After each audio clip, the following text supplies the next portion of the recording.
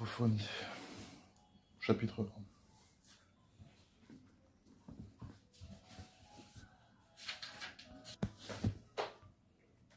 Je lis au nom du Seigneur. Amen. La parole de l'Éternel qui fut adressée à Sophonie, fils de Couché, fils de Guédalia, fils d'Amariam, fils d'Ézéchias, au temps de Josias, fils d'Amon, roi de Juda. Je détruirai tout sur la face de la terre, dit l'Éternel.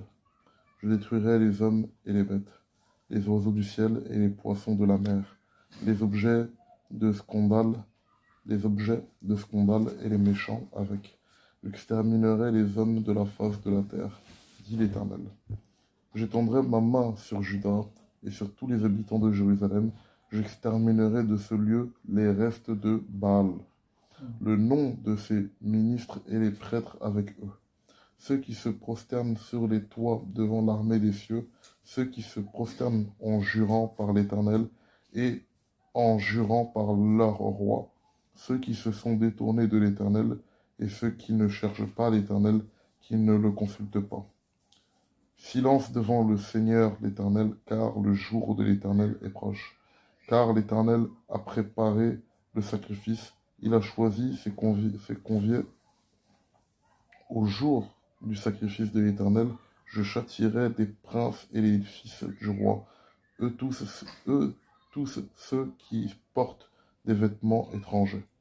En ce jour-là, je châtierai tous ceux qui sautent par-dessus le seuil, ceux qui remplissent de violence et de fraude la maison de leur maître. En ce jour-là, dit l'Éternel, il y aura des cris à la porte des poissons, des lamentations dans l'autre quartier de la ville, et un grand désastre sur les collines. Gémissez, habitants de Matchek, car tous ceux qui trafiquent sont détruits. Tous les hommes chargés d'argent sont exterminés. En ce temps-là, je fouillerai Jérusalem avec des lampes, et je châtierai les hommes qui reposent sur leur lit. Eux qui disent dans leur cœur, l'Éternel ne fait ni bien ni mal. Leurs biens seront au pillage, et leurs maisons seront dévastées. Ils auront bâti des maisons qu'ils n'habiteront plus. Ils auront planté des vignes dont ils ne boiront plus le vin. Le grand jour de l'Éternel est proche. Il est proche, il arrive en toute hâte. Le jour de l'Éternel fait entendre sa voix. Et le héros pousse des cris amers. Ce jour est un jour de fureur, un jour de détresse et d'angoisse, un jour de ravage et de destruction, un jour de ténèbres et d'obscurité, un jour de nuées et de brouillard, un jour où retentiront la trompette et les cris de guerre contre les villes fortes et les tours élevées. Je mettrai des hommes dans la détresse, et ils marcheront comme des aveugles. Parce qu'ils ont péché contre l'Éternel, je répandrai leur sang comme de la poussière, et leur chair comme de l'ordure. Ni leur argent, ni leur or ne pourront les délivrer. Au jour de la fureur de l'Éternel, par le feu de sa jalousie, tout le pays sera consumé, car il détruira soudain tous les habitants du pays. Amen. Amen. Amen. Que le nom du Seigneur soit béni. Amen. Amen. Cette parole sort de la bouche de son prophète Sophonie. Amen. Qui était prophète en Israël du temps de Josias, fils d'Amon, roi de Juda. Amen. L'Éternel parle de détruire. Amen. L'Éternel parle de ravager. L'Éternel parle de tous ceux qui ne le craignent pas, tous ceux qui font des choses qui ne sont pas à sa gloire. Amen. Dieu dit qu'il exterminera toutes ces personnes. Amen. Parce que Dieu est un Dieu d'amour, mais il est aussi un Dieu dévorant. Amen. Voilà pourquoi il dit au verset 12, je veux dire, en ce temps-là, je fouillerai Jérusalem avec des lampes, et je châtierai les hommes qui reposent sur leur lit, et qui disent dans leur cœur, l'Éternel ne fait ni bien ni mal. Amen. Amen. Ça, c'est des paroles vraiment d'ignorants. Amen. Ce sont les mêmes qui disent que Dieu est tellement amour qu'il ne peut pas faire du mal. Amen. Voilà les paroles de ces hommes-là. Amen. Voici des paroles de ces personnes qui pensent que c'est avec leur argent, avec leur or qu'ils pourront échapper à la fureur de l'Éternel. Amen. Voilà pourquoi nous devons craindre l'Éternel. Amen. Pour ne pas faire partie de ces hommes-là et de ces femmes-là.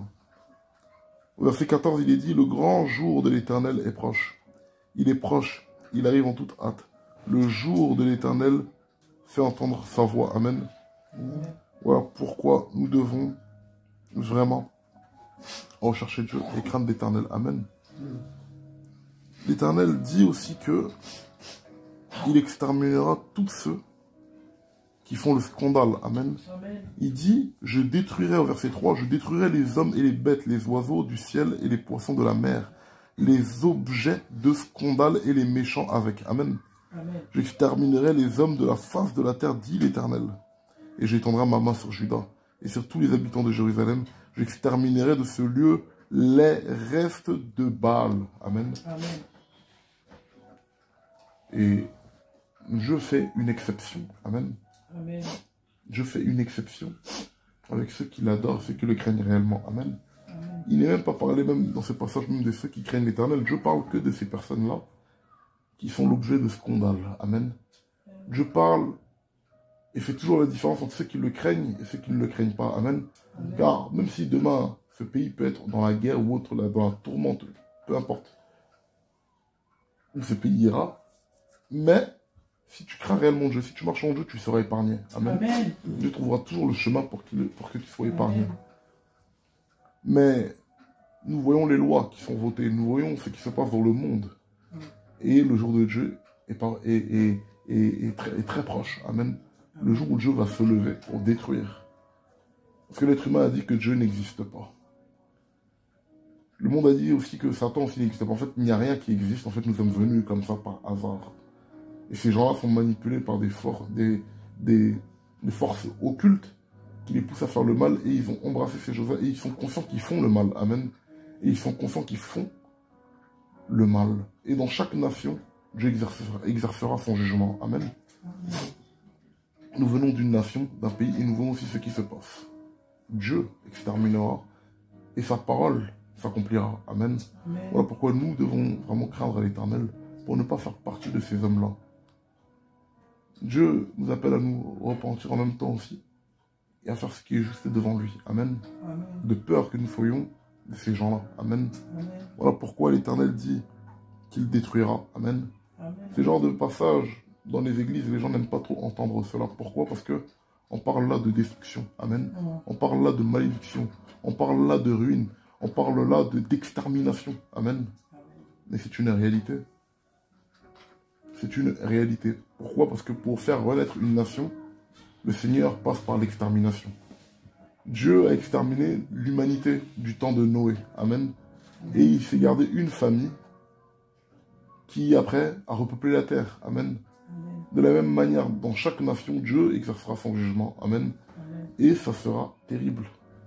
Nous voyons sur Internet ces prophéties, toutes ces choses. Mais c'est une réalité et ça arrivera. Amen. Amen. Ça arrivera. Et personne, ni dans le ciel, ni dans les airs, ni sur cette terre, ni dans la terre, ne pourra arrêter la parole de Dieu. Amen. Amen. Voilà pourquoi il est très important de faire ce qui est juste devant Dieu. Amen. Il dit au verset 18, ni leur argent, ni leur or ne pourront les délivrer au jour de la fureur de l'Éternel. Amen. Amen. Car il détruira soudain tous les habitants du pays. Amen. Amen. Et quand Dieu parle de tous les habitants, il parle de tous ces habitants-là qui lui ont tourné le dos. Amen. De tous ces habitants-là qui ont fait ce qui n'était pas juste devant l'Éternel. Amen. Voilà pourquoi Dieu va se lever. Les gens pensent que ils auront le dernier mot. Le diable leur fait croire qu'ils ont gagné, qu'ils auront le dernier mot, que c'est eux qui gouvernent les nations, que c'est eux qui font ce qu'ils veulent, qu'ils mettent des lois comme ils veulent mettre des lois. Tout ce qu'ils veulent faire, tout passe. Et si vous remarquez bien pendant ces derniers temps dans la géopolitique de ce monde, vous voyez bien qu'il n'y a plus de parti pris. Quand la vérité doit être dite, elle est dite. Amen. Et celui qui n'est pas d'accord, Dieu s'en chargera. Amen. Et c'est une réalité. Voilà pourquoi nous devons craindre l'Éternel.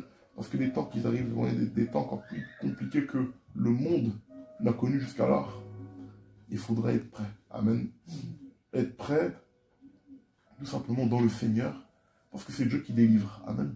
Là, une armée peut entrer ici, et puis, ils fouillent tout le bâtiment, mais ils n'entrent pas ici. Vous pensez parce qu'ils n'ont pas vu notre porte? Non, parce que spirituellement, il y a un ange qui veille devant cette porte. Amen. C'est ce qui s'est passé du temps du roi d'Égypte, Ramsès, qui croyait que son armée, son or allait le délivrer. Amen. Et qu'est-ce qui s'est passé? L'ange de la mort est venu et a balayé tous les premiers-nés. Amen. On dit du premier-né qui doit s'asseoir sur le trône d'Israël, d'Égypte, jusqu'à le bétail. Amen. Dieu a éliminé tous les éléments qui étaient des objets de trouble. Amen. C'est le même qui les ont poursuivis encore dans la mer pour les tuer. Voilà pourquoi Dieu parle ainsi. Amen. Et nous devons tout simplement rechercher Dieu de plus en plus. Parce que ce Dieu-là fera et il exécutera sa parole. Car sa parole ne revient jamais à lui sans avoir effectué son effet. Amen. Voilà pourquoi il est très important de marcher selon le Seigneur. Amen. Mais non selon un homme. Non suivre un gourou, mais suivre l'Éternel. Amen. Non suivre des idées humaines, mais les idées de l'Éternel. Amen. Non suivre une telle doctrine, que la doctrine, la sainte doctrine de l'Éternel. Amen. Voilà pourquoi la Bible nous dit aussi que dans les derniers temps, il y aura beaucoup de faux prophètes. Beaucoup de personnes vont se lever, vont commencer à raconter des choses. D'autres vont bien commencer et ils vont faire que beaucoup de personnes vont s'égarer. Amen. Mais ceux qui ont réellement été choisis par l'Éternel ne s'égareront point. Amen. Car le Seigneur les a choisis. Amen. Voilà pourquoi il est très important pour nous de méditer sa parole. Voilà pourquoi l'Éternel nous dit aussi que celui qui rejette la connaissance rejette Dieu. Amen. C'est un péché d'être ignorant. C'est un péché d'être ignorant. C'est un péché d'être dans un pays et tu ne connais pas l'actualité de ce pays, tu ne sais pas ce qui se passe. C'est un péché. Amen. Parce que l'homme qui est chrétien, c'est celui qui veille. Celui qui est croyant, qui croit en l'Éternel, c'est celui qui veille. Et veiller ne veut pas dire seulement, oui, que prier, c'est veiller dans tous les sens du terme. Amen. Veiller sur ce qui se passe dans la nation. Veiller sur sa propre vie, veiller sur ses enfants, veiller sur sa femme, veiller sur tout ce qui entoure sa vie sociale. Amen. Voilà ce qui est la vraie personne qui veille. Amen. Et quand tu vis comme ça, il n'y a rien qui te surprend parce que Dieu te montre des signes et en même temps il te parle aussi dans sa parole et il te parle en songe et il te parle en rêve si tu n'as pas compris. Amen. Voilà pourquoi il est très important de se ressourcer. Il est très important de lire. Il est très important de rechercher la connaissance. Amen. Parce qu'il y a bientôt, et c'est une réalité, des doctrines de ces gens-là dont Dieu va mettre en jugement, qui sortiront pas mal de personnes succomberont à de fausses doctrines. Si tu n'as pas eu la connaissance, comment tu peux affronter toutes ces choses? Amen. Si tu ne t'es pas assez renforcé dans la parole de Dieu, comment tu vas aller de l'avant? Tu vas risquer d'être au nombre des personnes. Dans la Bible ici, parle des hommes d'objets de scandale. Amen. Parce que à cause de ton égarement, tu égareras plus d'un. Amen. Voilà pourquoi l'Éternel nous parle ce soir. Amen. De veiller sur nous. Amen. De vraiment veiller sur nous. Celui qui veille, c'est celui qui est intelligent. Amen.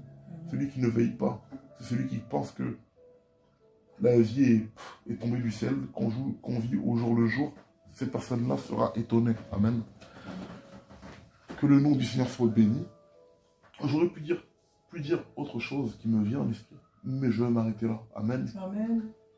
Parce que cette parole-là, quand je la lis, elle rime beaucoup avec beaucoup d'événements qui vont arriver sur cette terre, et principalement dans des nations, même en Afrique. Et Dieu va exercer son jugement, et je le crois. À nous maintenant, nous ici, qui vivons en France, de prier pour nos nations, prier pour la France, prier pour toutes ces nations, pour que l'Éternel puisse accomplir son plan comme lui, il le veut. Amen. Mais pas comme un homme. Que le nom du Seigneur soit béni. Amen.